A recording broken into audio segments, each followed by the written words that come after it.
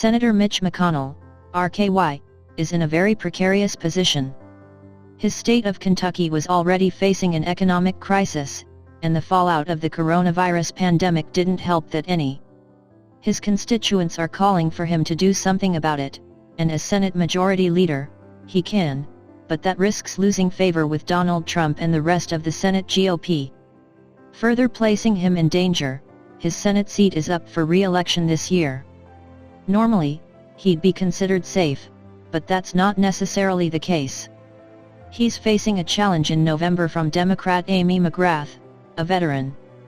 The situation has labor representatives in Kentucky upset.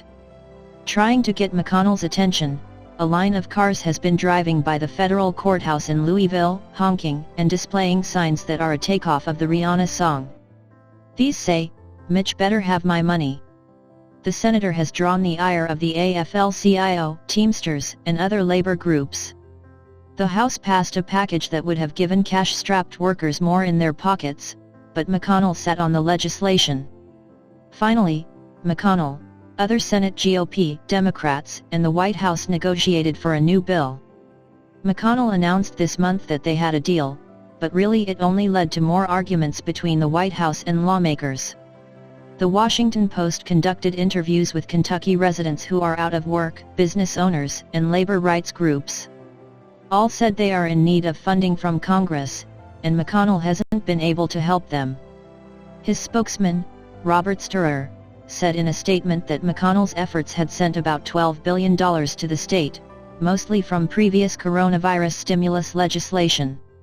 The spokesman said it would help address urgent housing, transportation, healthcare, education, and economic development priorities in Kentucky. Kenny Saylor, 42, from Corbin, Kentucky, had been driving his own truck 6 days a week from Amazon to the pallet stores, filled with unwanted merchandise. But it slowed down for him around April, and that's when everything went south for me, he said. Unemployment helped him in the meantime, but that ran out last month when the Senate GOP wouldn't sign the Democrats' bill to extend the extra $600 a week. He's been a self-described die-hard Republican all his life, but now Saylor finds himself angry with some of the party leaders, including McConnell. "I'm scared to death of losing everything," he said. About half of all adult residents in the state have seen some reduction in their income. 250,000 report they don't get enough to eat, and nearly a third of the households are struggling with rent and mortgage payments, according to federal data.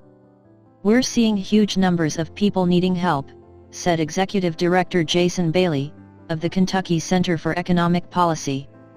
"I can't imagine a state that needs additional relief more than Kentucky does." Restaurants in urban areas were forced to close during the pandemic, and factory floors of automakers did as well. After years of decline in the demand for coal, some of the areas that were the hardest hit from COVID-19 were already struggling. Coal operators owned by Rhino Energy laid off about 200 workers in July and filed for Chapter 11. "It's like some of the final blows for working miners in the region," said Executive Director Wes Addington, of the Appalachian Law Center, which represents the health and safety interests of the miners.